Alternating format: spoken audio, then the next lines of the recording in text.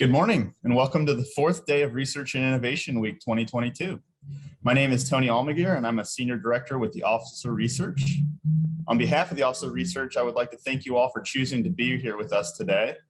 And I'm really excited for you all to hear Michael Jones's presentation on ethical issues in cryptocurrency.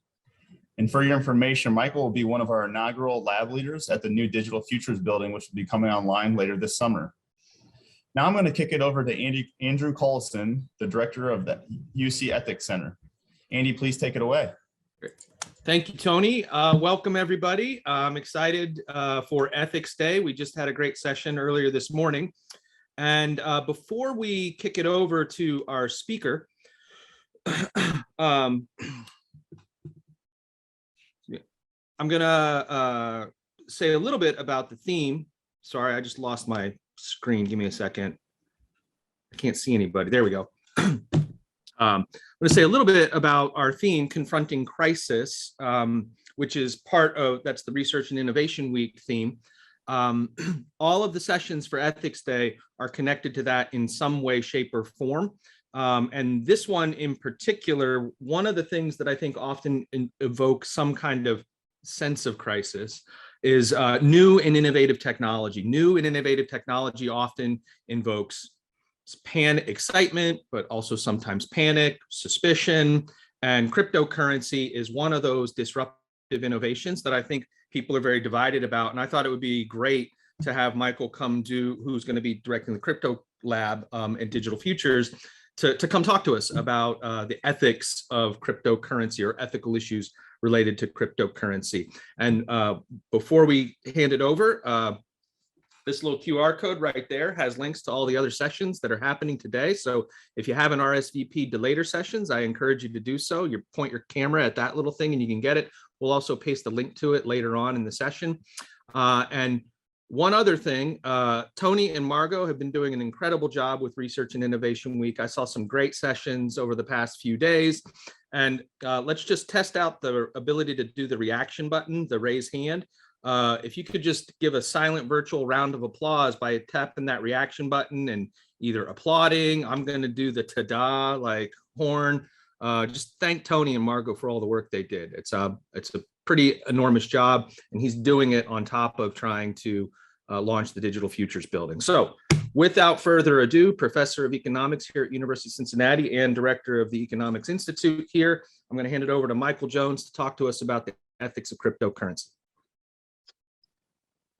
Great. Thanks, Andy, and appreciate the invitation. We also want to thank the Office of Research for their help, for their support, particular to Jennifer Krivickas and Tony for what they've done in helping me to set up the Crypto Economics Lab. Very excited to move into that new space in the later summer and the fall. So I just want to share an outline of what I want to cover this morning. I want to talk just very briefly about the Crypto Economics Lab, and then go into what does ethics have to do with cryptocurrency. We're merging these two topics together, so I want to provide a motivation behind the talk. To give a slightly technical overview of Bitcoin mining, it is an innovative technology, relatively new, and there's a lot of, I think, misconceptions about what it actually is. And when we get into the discussion phase of this talk, I think it's important to all of us to have at least a common denominator of understanding of what Bitcoin is, how cryptocurrencies actually work. You won't walk away with a full understanding, and you may have even more questions than answers, but you can always reach out to me after this discussion. I'm happy to share more details.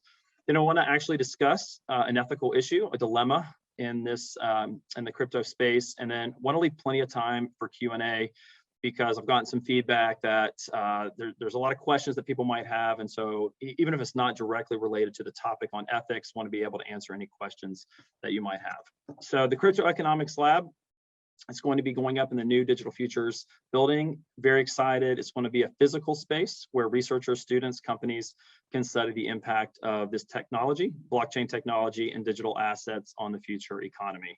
So there will be physical hardware in there that will do things like validate transactions on these networks that we're talking about. They will have sensors that write data to the blockchain, as well as wallets that will securely store these digital assets.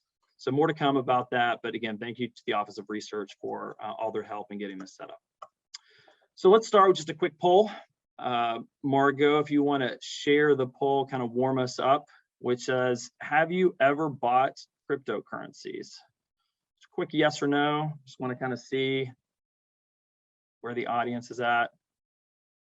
Pretty good. All right. All right.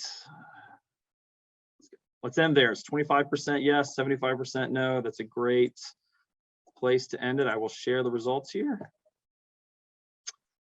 So you can see that among our audience, I don't know all the details about who is in the audience, but about 25% have said yes, that they have bought cryptocurrency.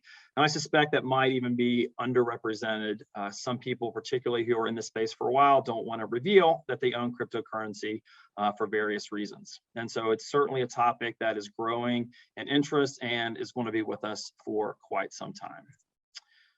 So what does this have to do with ethics? Well, part of it is that the conversation has been forced on us. You'll see on this left-hand side, there's an economist, some of you may know, Paul Krugman. He's a Nobel Prize winning economist. And he wrote an op-ed, I think back in 2013 here, where he said Bitcoin is evil. And so that automatically brings us into an issue of ethics.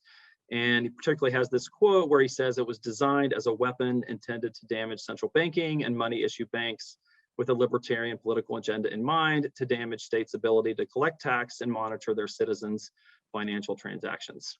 And I can tell you that his opinion hasn't changed. I was just at a conference a couple weeks ago where he continued to tout this opinion that Bitcoin is evil. Now, in contrast, you see a quote by another economist here on the left-hand side. His name is Frederick Hayek, and he wrote, "I don't believe we shall ever have a good money again before we take the thing out of the hands of government. That is, we can't take it violently, but all we can do is by some sly roundabout way introduce something that they can't stop." So we've got these sort of two opposing views of what the role that Bitcoin as a cryptocurrency might play. And of course, at the bottom, there's a lot of value now on these networks. Bitcoin itself has over $1 trillion worth of market value, lots of other hundreds, thousands of other cryptocurrencies out there. So when there's money to be made, a lot of businesses want to jump in. And so we've got, you can see an NFT there by the Bored Ape Yacht Club. We've got Mark Zuckerberg and his narrative about the metaverse, where he's hiring literally thousands of people right now to build out this metaverse and what that might look like. You've got organizations like Constitution DAO, which is a decentralized autonomous organization. They raised about $50 million in 1 week to buy a copy of the Constitution from Sotheby's. So there's all of this kind of muddled narrative about what Bitcoin and cryptocurrency might mean. So it's a little muddled in the United States. But if we look outside of the United States, you can see its role as a defense against failing institutions. So just recently, we've read stories about how Ukrainian refugees have fled by being able to take their Bitcoin with them. It can be very difficult, obviously, to transport physical cash. The banking system stops, then Bitcoin is a way to actually move assets from one country to another, including things like remittances. It's becoming a growing use of Bitcoin, where workers in one country will send their earnings, will send money to their country of origin very quickly, very efficiently, in a matter of minutes. And so it's a way to move money very quickly. Seen in Afghanistan, where there are sanctions, the Taliban is shutting down some of the financial system there, that nonprofit organizations are actually using crypto as a way to get finances to the people that they are serving. And so when the institutions themselves have failed, then you're seeing cryptocurrency take a role. Of course, you're also seeing it in these countries that have very corrupt central banks. I feature here, there's a $1 trillion bill by Zimbabwe. And there's lots of other countries, Venezuela comes to mind, where the central bank prints money. And so if you are a citizen in that country, your wealth is stored in that currency, then it's a way that your wealth will very quickly disappear. And so cryptocurrency is a way to preserve that wealth. It's a flight to security. And we often don't realize these narratives in the United States because, frankly, we have a system, a financial system that works very well for most of us. We don't necessarily see the need for a cryptocurrency or Bitcoin. And there's a book that was actually given at a talk just last week to the Emeriti faculty here at UC. I referenced a book called Check Your Financial Privilege, where he talked about how because the system works so well in the United States, we often don't see its failings outside. And so that's the narrative. Last couple of things I'll just share is that why should we care is that we're starting to see it actually become money being used as a weapon in war. as we've seen with the Russian-Ukraine conflict.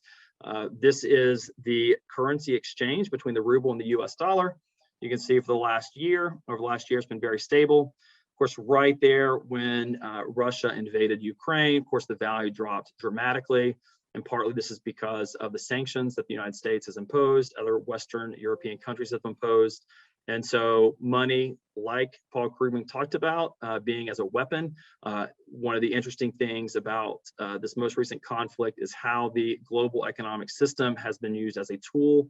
And while the US is not itself militarily involved physically in the country, it is certainly taking a leadership role in using the financial system as a weapon in war. This is not going to be a talk on this topic, but I think very interestingly, you can see the rebound just in these last few weeks that the ruble has recovered. Real quick, part of that is because President Putin has said that countries are now required to settle their energy exports in rubles. And so what's happened is that while the United States has completely embargoed Russian energy, these Western countries like Germany have continued to buy Russian oil, and Putin has said, that's great, but you've got to pay us in rubles for that oil. And so what that means is now Germany's got to go buy those rubles, which props up the demand and has seen the Russian ruble respond. And frankly, Putin himself realizes that the dollar, the value that it has in the global economic system, when he needs to pay back the bonds for the country, he needs to pay them back in US dollars. And so the US dollar has become the reserve currency for the world. And what that means in a time of war, particularly if you're Putin, if you're other countries, is that this becomes a real tool that can be used against you. And frankly, that's going to cause a flight to alternatives like Bitcoin and other cryptocurrencies. So I'll just share very quickly the ethics around this is that you've seen that as a double-edged sword. You know, Iran uses Bitcoin mining to evade sanctions and export millions of barrels of oil. Essentially, instead of selling those oil to countries like the United States, they use that oil as energy for Bitcoin mining and generating revenue for their country. So obviously the negative side of Bitcoin, but for those same citizens who are in those countries with corrupt central banks, then it can be seen as a store of wealth. The last thing I'll say before I get into the kind of technical details and we'll start talking about a particular ethical issue is that this issue is not going away. Frankly, it's no longer just a fad. Maybe 3 or 4 years ago, when I first taught this course, a lot of students were interested because they thought it was cool. They saw a run up in the value of Bitcoin, but there was 25% that have bought cryptocurrency. On this call, some of the recent statistics say 43% of men between 18 to 29 have bought the currency. And this was like 6 months ago. And frankly, I wouldn't be surprised if it's even higher, if it's over 50% now. So this is not going away. All right, so how does it work? I want to propose an ethical situation. We're not going to talk about that particular question. We could talk about the ethics of the energy involved in Bitcoin mining. We could talk about the political issues, the ethics there. I want to propose another ethical question, and it's something that we all might face as people start to get more and more into this space. People typically start by buying cryptocurrency. They might go to an exchange. They might go to Coinbase. They see the ad on TV. They watch the Super Bowl. And if you remember that, bouncing QR code that was on the screen of the Super Bowl, that a lot of people were kind of wondering, what is that? So people start getting into cryptocurrency by maybe opening an account at Coinbase or FTX or Gemini or any of these other cryptocurrencies. But then they start going down the rabbit hole and they start to realize, well, what else can I do with this cryptocurrency? How can I participate more in this system? And that's where the issue of mining comes into play. So let me talk a little bit about Bitcoin mining. We hear about it. We hear that Iran is participating in Bitcoin mining, and we hear that Kentucky, the state of Kentucky, has waived taxes on Bitcoin mining farms that are set up in Kentucky. There's a race for in some states to, for example, waive energy taxes when Bitcoin mining farms get set up in your state. Texas, you see this quite a bit. A lot of Bitcoin mining farms will be set up there. So what's going on? What does this all mean? So I want to start with contrasting cryptocurrencies and Bitcoin with the central financial system, the traditional financial system. So we've got a picture, it's a very crude picture that I created of how money works. We've got the university, we've got myself there in the bottom left, we've got Skyline. And anytime people in the financial network want to send money to each other, if UC wants to pay me, I hope they do, I want them to pay me, all of this money gets cleared through a central intermediary.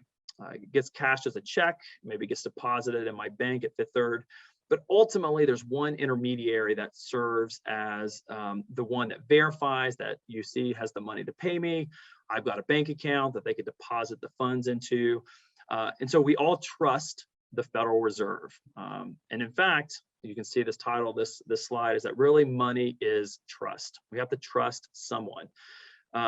And Skyline, when they want to give me their conies, they take my money that I've got from UC and they accept that as trust, that when they give up their product to me, they sell it to me, that somebody else is going to take that dollar bill that I give them.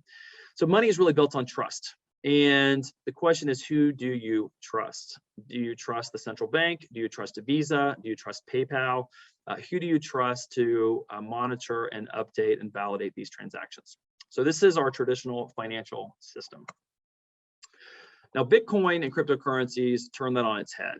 And you'll see here that Bitcoin is a type, it is a distributed ledger technology. So now before you saw pictures of Michael Jones sending money to Skyline or sending money to UC. And so we know who those people are. We can censor their transactions, we can monitor them.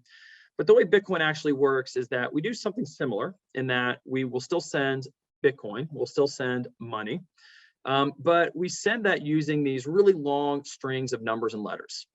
There are people behind them, but I don't know who they actually are. And so you'll see on the left-hand side, you'll send money from a string of 10011 to another string.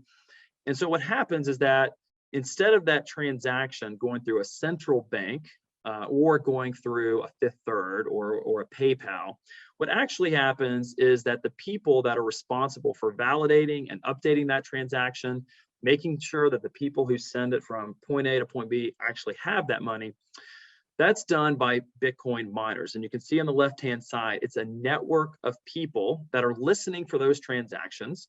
And I'll explain here real quickly what they do to validate and make sure that those transactions can be sent.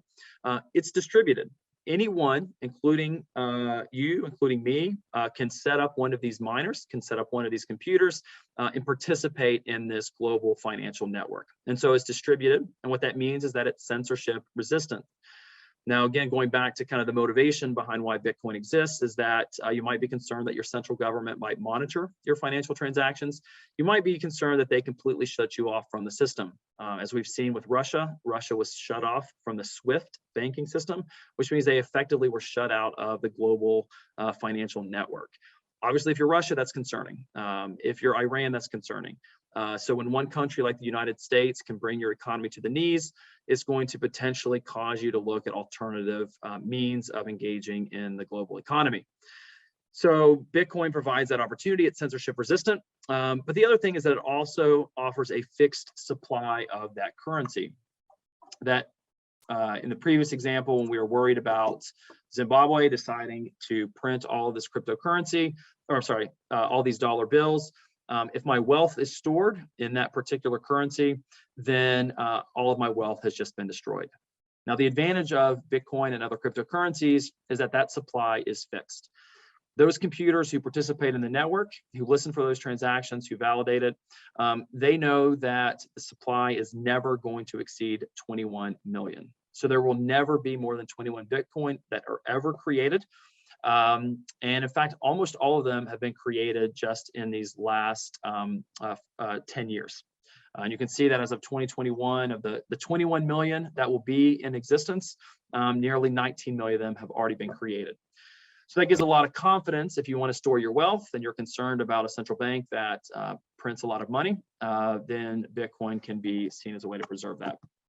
Michael, Okay. we have a question in the chat. Yep. From Catherine. Is the SWIFT system like an international central bank or an international US Federal Reserve? No, it's basically a messaging, great question. It's a messaging protocol that banks in different countries agree on how that the money is going to be sent. And so if somebody wants to send money from a bank in the United States to a bank in Germany, right? SWIFT is a protocol. It's something that the banks agree on. This is how that money is going to be transferred. And then there's electronic transactions, there's electronic counts that'll make sure that that bank in the United States, the funds are debited, and it makes sure that the bank in Germany, those funds are credited. So it's in some sense, it's an alternative to what we'll talk about here with cryptocurrency, because all those countries that participate agree that this is how we're going to communicate and send money, just like we agree on how to send money in Bitcoin. But those countries have agreed that Russia will not be able to send messages on that platform. Catherine said, got it. Thank you. I see other questions. Any other questions I should answer, Andrew? I think Kevin was just giving another example, said that SWIFT is like EFT with a different name. Perfect. Okay. All right. So let's get in. I want to introduce miners, and here, because I want to set up the ethical dilemma here, because it is a decentralized network. So before I said, there's a central bank, there's Visa. Well, none of us can be Visa unless we, work for them. But anybody can actually participate in this network and listen for those transactions. Right now, I can listen for a transaction that's going from the Ukraine to the United States. I can observe that transaction. I can decide whether or not I want to validate and participate in that. And in fact, the university here, we are exploring. This is part of what the crypto economics lab is going to do. It's going to have hardware in which we will explore how do we validate different cryptocurrencies, what are some of the ways that these networks work, particularly giving students that opportunity. The key thing is that miners are actually rewarded for achieving consensus about the network. Because we pay Visa, just like if you go to the gas station and you buy gas, what you don't see is that the merchant is being charged 1.5% or 2% of that transaction fee. So there still is a cost to using the financial system, and just like the cost in the central financial system, we do have that cost. And so miners are rewarded for achieving this consensus. Now, here's the technical details about how this actually works.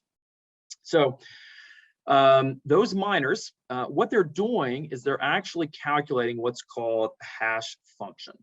So the hash function, what it does, it takes inputs on the left-hand side. And so you can see this is a string that could be a fox. It could be the red fox jumps over the blue dog. The key here is how hash functions work is that, let's look at this second blue box here that says the red fox jumps over the blue dog. Now the hash function takes that as input and it produces this output on the right-hand side. And so you see there's a string of numbers and letters. But the important thing to note is that look at this third blue box where the letters just change very little. So I've got the red fox jumps O-U-E-R. So all I've done is changed one letter. And what happens is that I get a very different output. And so you can see there on the right-hand side, it creates 8FD8, 7558, something very different. The important thing to note is that if any input on that left-hand side gets changed even by a little bit, right, the output is totally different. And so what a hash function does is it acts as a unique fingerprint of that input. Okay, and so if anything changes at all, okay, even a letter, a number, you get something that looks very, very different on the output. And why this is important is that it's also non-reversible. So I can't take the output and go back and generate what the input is, but I do know if something has changed. All right, I do know if something has changed on the input. And that's really important because when I talk about Bitcoin and I talk about the security, if I'm putting my wealth and I'm trusting this network, Bitcoin, to actually secure and validate my transactions, I need to have trust in the network. Just like I trust the central bank, I trust Fifth Third, I want to be able to trust this network of miners.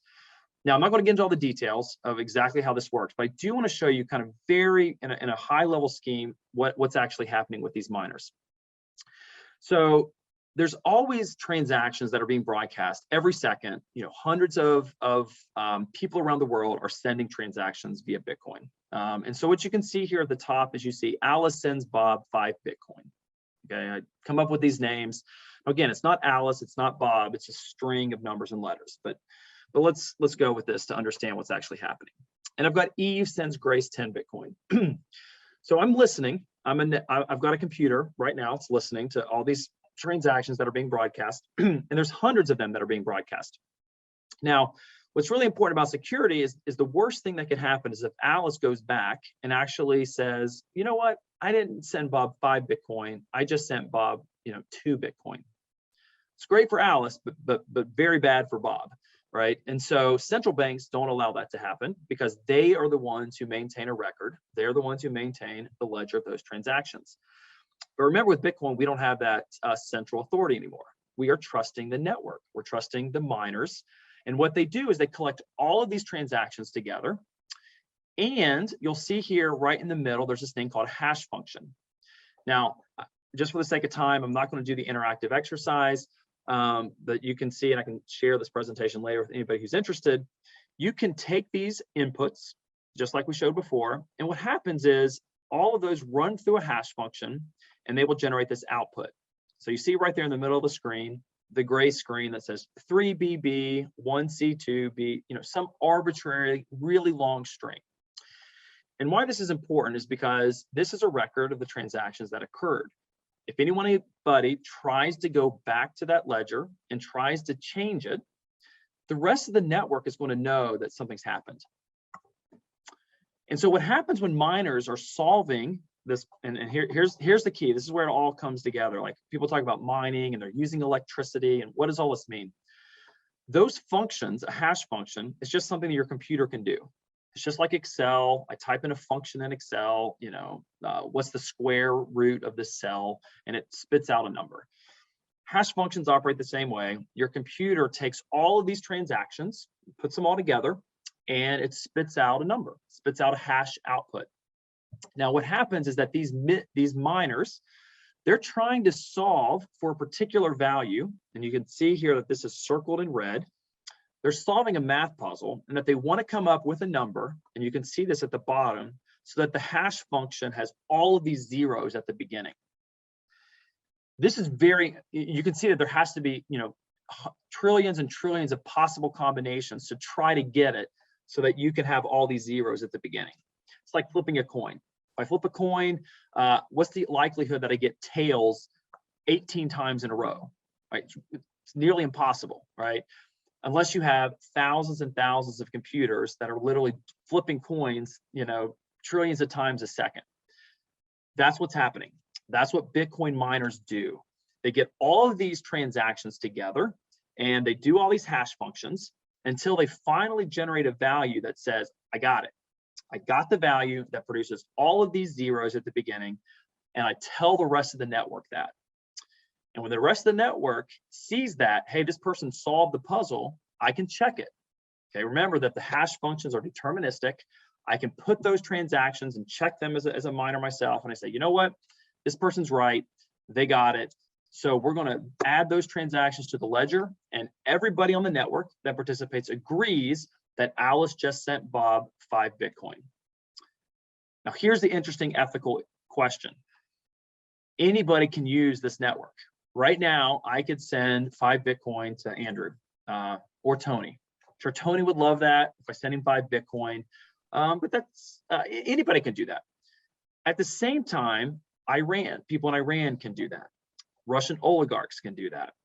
And so I've got this other transaction out there. And here's the interesting ethical dilemma, is I've got Mallory of Malicious Intent decides to send 12 Bitcoin to Carol. So you might wonder, like, well, where did Mallory come from, and how do I know that Mallory has malicious intent? Well, before I get into that, let me add one more interesting twist to this to make the ethical dilemma a little bit more interesting, is that the people who participate in the Bitcoin network, they pay to use it, right? When Alice sends Bob 5 Bitcoin, I also need to give an incentive to the miner to validate this transaction. Why would I use my own computer, use electricity, use energy to do your work, right? I mean, I have to get rewarded. So this is where the economics and the crypto economics come into play. Alice decides to send Bob 5 Bitcoin, and they attach a small fee to it. So when the mining machine, when that network actually solves the puzzle, so I've got Michael the miner here, not only do I get the reward which we see here of 6 Bitcoin for solving the puzzle, I also get to collect the fees from all the other people on the network. Okay, so I collect the 0.003 Bitcoin from Alice, I collect the 0.002 thing from Eve. So I have an incentive now to include transactions in the blockchain in order to participate in this network. And this is all public right now. Again, for the sake of time, I won't do it, but you can go, I did this when I was preparing the presentation. You'll see here on March 26th that if you read this really quickly, it says the miner of this block earned the total reward of 6.25 Bitcoin, which is $279,000 at the time.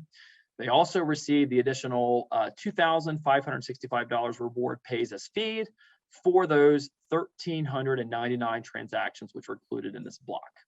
Okay, and you can see even on the screen, you can see that hash function. So this is public, right? We trust, if we participate in this network, we now put our trust in the math behind the network, that when somebody generates that hash output with those 1,399 transactions, nobody can go back and try to change it, because as soon as they do that, you get a different hash output that doesn't have those zeros. And so the rest of the network rejects that, is invalid, and says that that network transaction isn't going to be put back on the ledger. All right, so here's the ethical dilemma. Mallory of Malicious Intent, what happens when you see a wallet that comes from a person or something, a country that might have malicious intent? And I'll give you this real world example that happened last year. Marathon Digital Holdings, which is a mining pool. So I talked earlier about these mining farms that exist here in the United States. They wanted to mine a Bitcoin block that was fully compliant with US regulations, meaning that the company has started to exclude transactions from entities it believes are sanctioned by the US Department or have been involved in dark web activity. So the reality is actually very hard for one person to generate a mining or a block successfully, right? There are thousands, millions of CPUs that are calculating these all the time. And so really what happens is companies pull all the resources together to do the mining. So this company said, well, look, we're going to exclude those wallets, those addresses that I believe come from US Department of Treasury sanctioned individuals, or they've been involved in dark web activity. Now, a couple things to note is that there's nothing in the current US regulatory code or legal code that makes this a requirement. Okay, so by the way, don't think that if you're participating in the mining network that you have to do this. But what they did was they wanted to encourage more traditional investment firms, maybe traditional banks, to participate in this by saying we're going to exclude some of these wallets. Now it turns out that when they did this, they get less money, because those miners, they collect all the fees from those transactions. And if they decide to exclude a transaction, they don't actually get those fees. And in fact, you can monitor those wallets. You can go right now to the Department of Treasury, and they have a specially designated nationals list update. And you can see here, for example, just pulled it very recently. Here's a Russian, where these are the lists of all the Bitcoin wallets that are known to be associated with this individual. And so you can monitor that and see if there has been a wallet, and you can decide to exclude that. All right, and I'll close with a scenario, and then I'll kind of open this up to questions, discussions, and even though we still have 25 minutes, I want to leave plenty of time for this. So here's a scenario that I wanted to present, and I actually kind of ran this by my students earlier this week. I teach a class on cryptocurrencies to my students, so I kind of tested this out first. We've heard about NFTs, and I don't have time to talk about NFTs, how they work, but they're a very rapidly growing segment of the cryptocurrency space. But NFTs are essentially, they stand for non-fungible tokens. What that means is that Bitcoin is a fungible token. One Bitcoin is just as good as some other Bitcoin.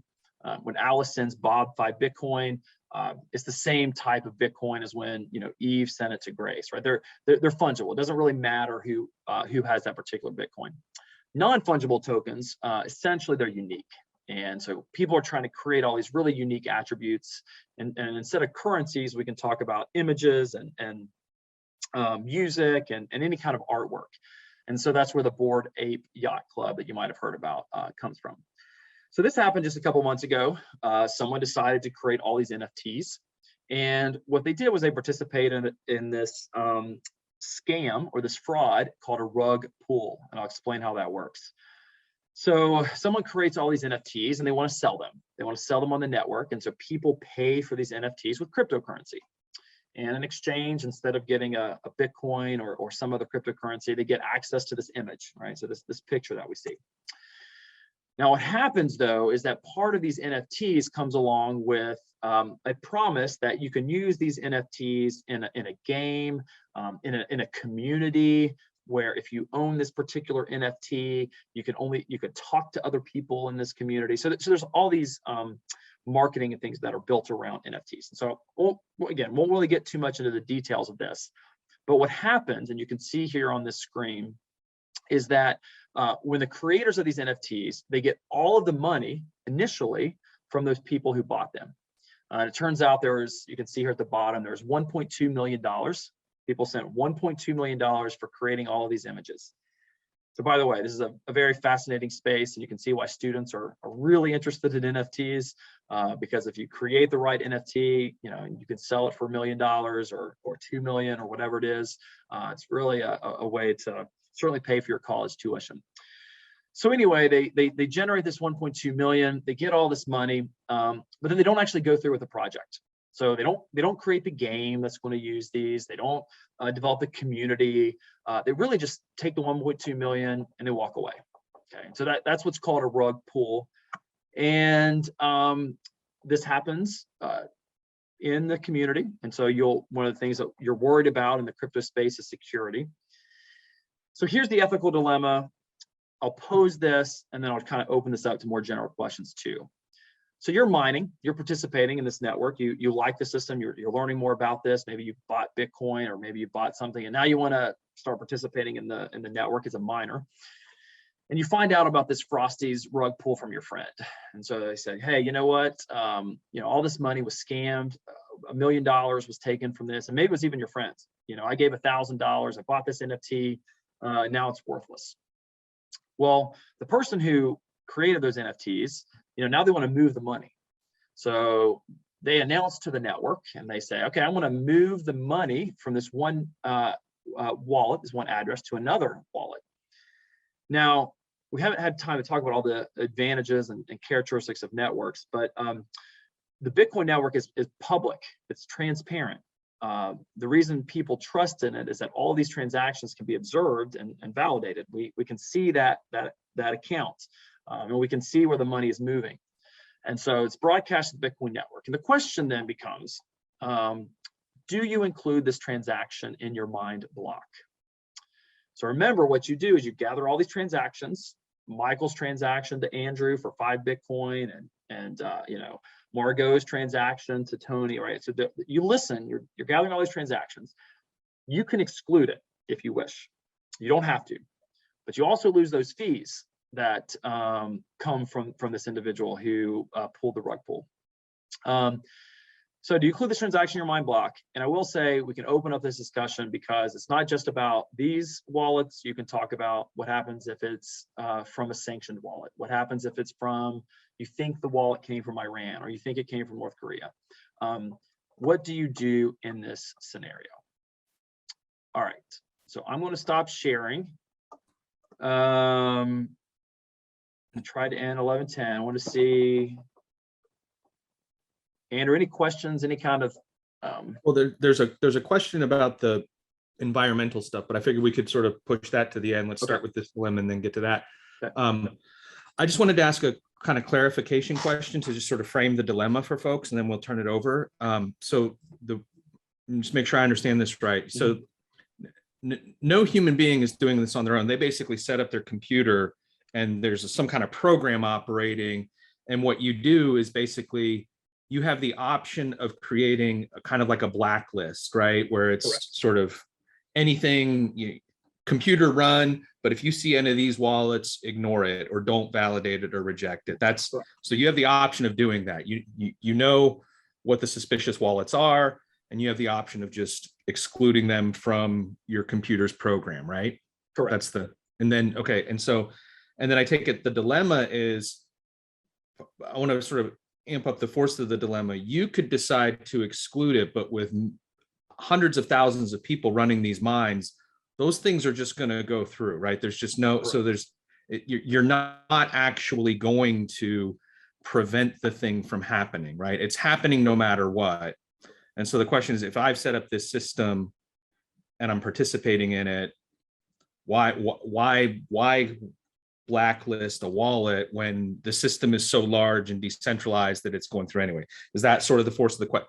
That's why a good person could be thinking, is it really that big of a deal if my system, does that, right?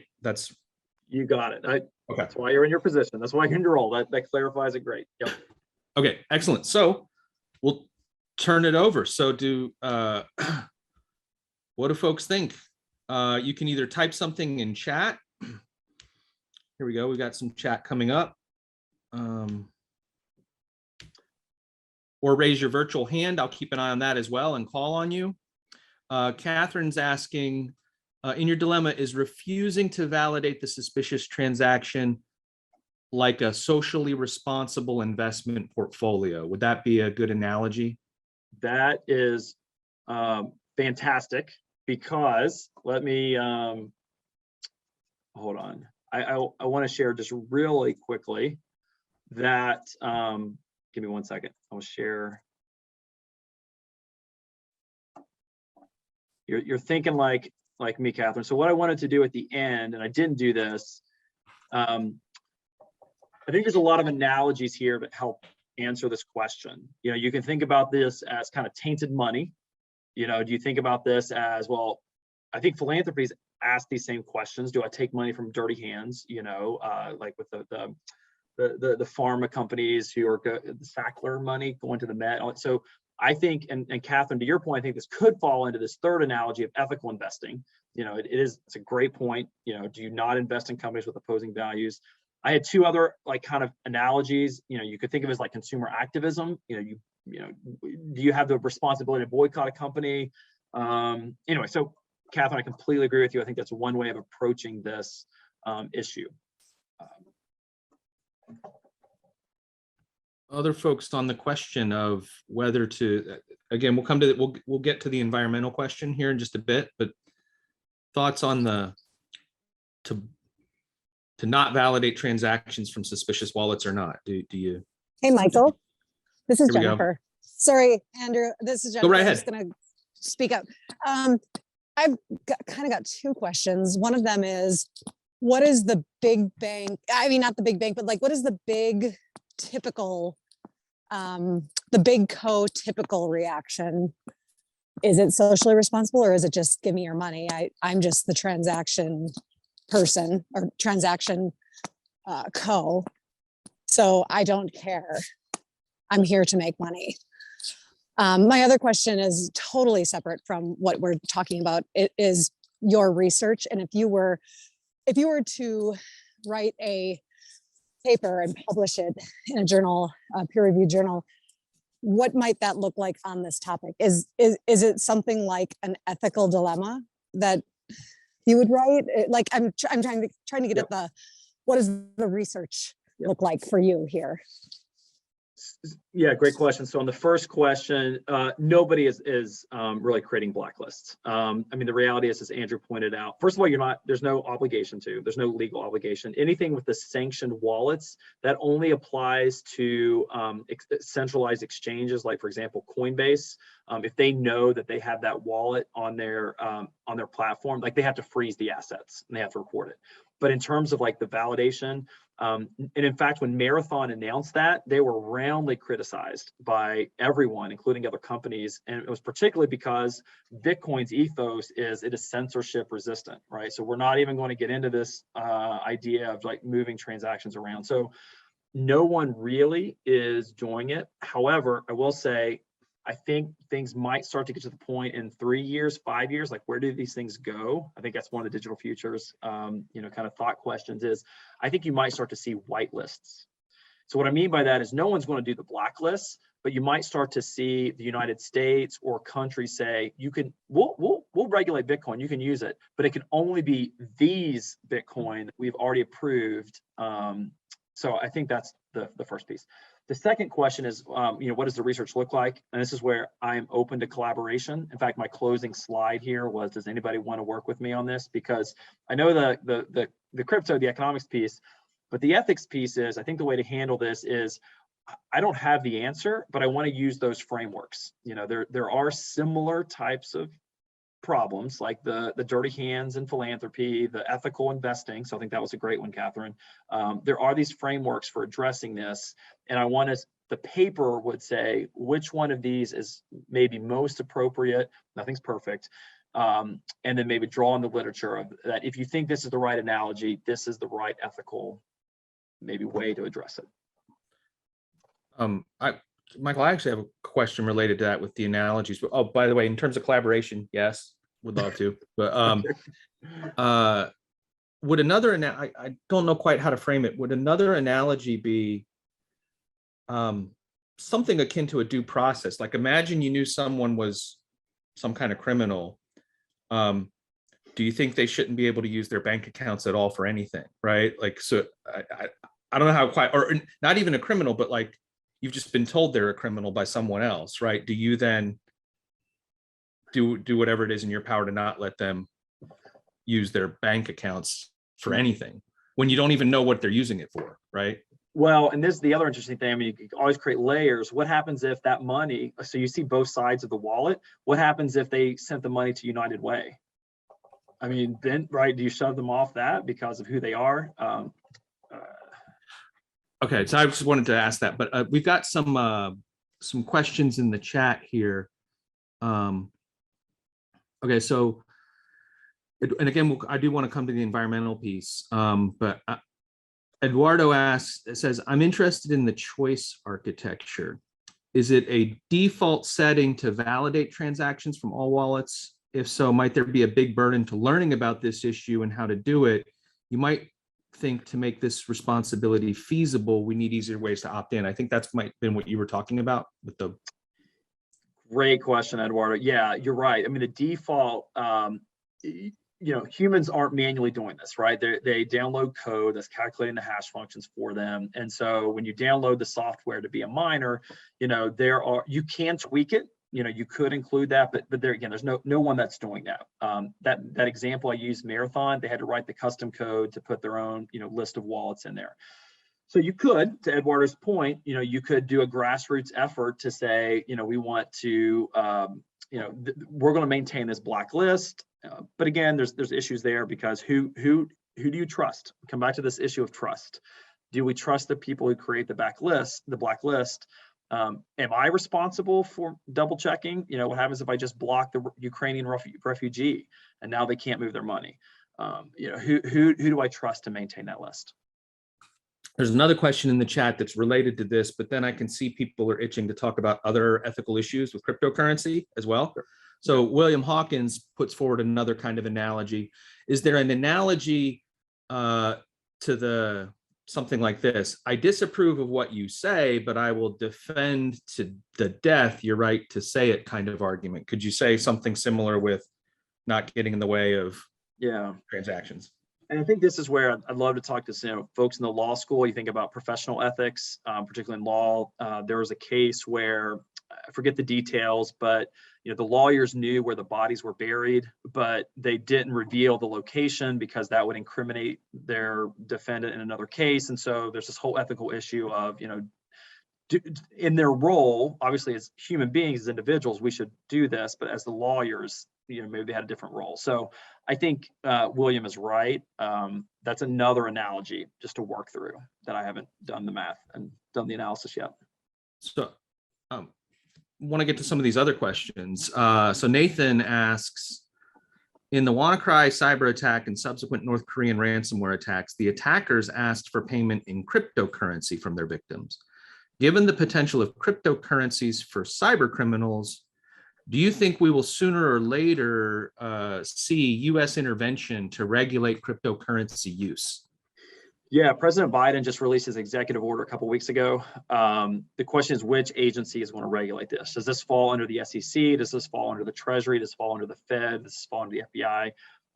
And so there's a big discussion right now. And so Biden has basically told the agencies, this is here, which I think is good news, as somebody who's studying this and somebody who's doing research in this. It's not going away. The US is going to regulate it. The question is, what does it look like? How do you make those balances? As the Federal Reserve thinks about like a central bank digital currency, as they start to issue their own currency, not Bitcoin, but something else, how do they regulate it? It will be regulated. It's just, how and those sorts of questions. So I know folks are itching to talk about the environmental question. Sure. So I'll go back up. There was a question from David. So I'm going to make it two-part. I'm going to ask his question and then a related question. So what is the main environmental concern with crypto mining, specifically Bitcoin? Yep.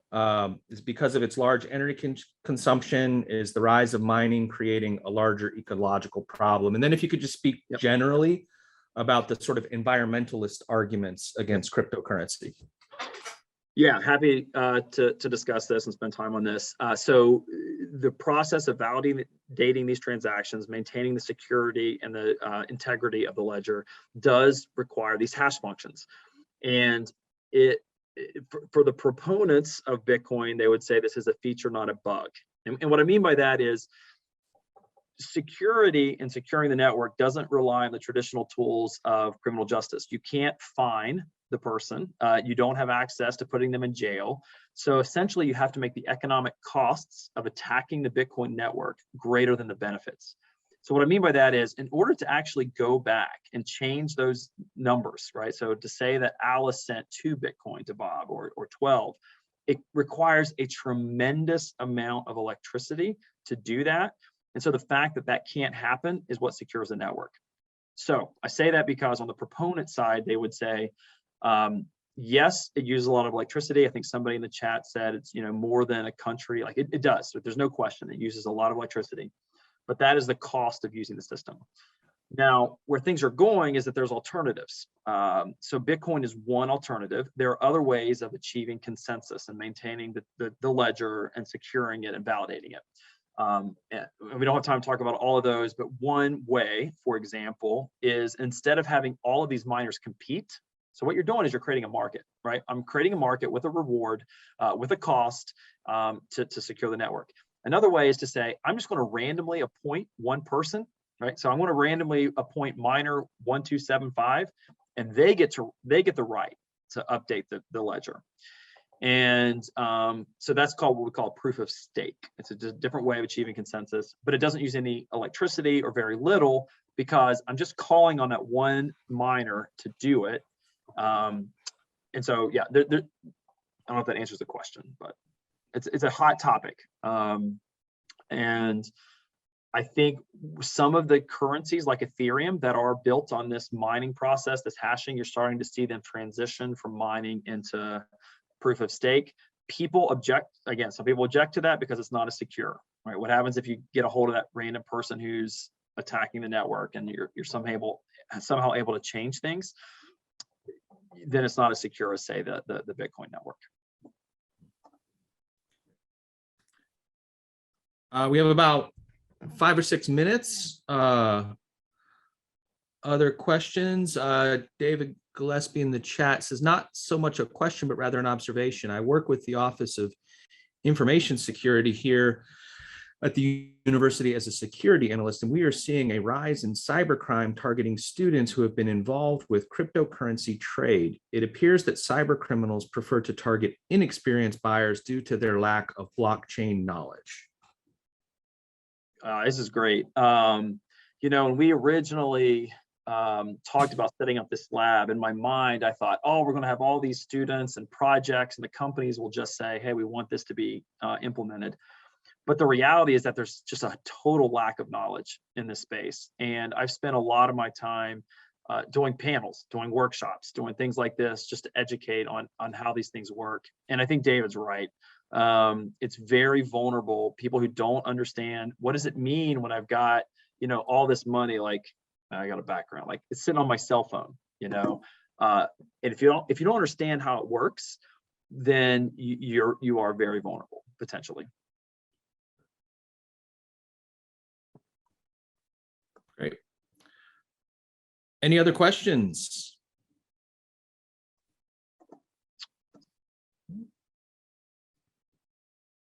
I think we're good. First off, thank you all for coming. Thank you, Dr. Jones, for joining us. And again, if you are interested in more on this topic, I have been in conversations with Dr. Jones about doing more sessions on ethical issues related to cryptocurrency. We might be doing something in the fall. So if you visit our website here, you can sign up for our mailing list, and you'll get all the updates about any kind of sessions or workshops that are going to be happening at the intersection of the work that Dr. Jones is doing and the ethical issues that might be worthy of discussion around that kind of work. The next session for Ethics Day is John Fort. He is the anchor of Tech Check at CNBC. He's going to be talking about leadership in crisis. And if you come to that session, you're also going to get information about how to get free access to an online course that he's put together called the Black Experience in America. It's fantastic. So I strongly encourage you to come to the 1:30 session. Again, if you go to the link that Venus is posting in the chat, you can RSVP. It's not too late. Hope to see you all at 1:30. Michael, Dr. Jones, thank you so much. Really appreciate your time. And I'm going to hand it back to Tony and Margot. Is there anything to close us out? No, just thank you all so much for your time, and stay tuned for more opportunities to engage. And Michael did throw his email in there. Do reach out to him if you want to collaborate with him. He's a great collaborator. I know that firsthand. So thank you all. Oh, and there's a feedback form in the chat as well. We really, really appreciate it if you give us some feedback on your thoughts about this event. Thank you all.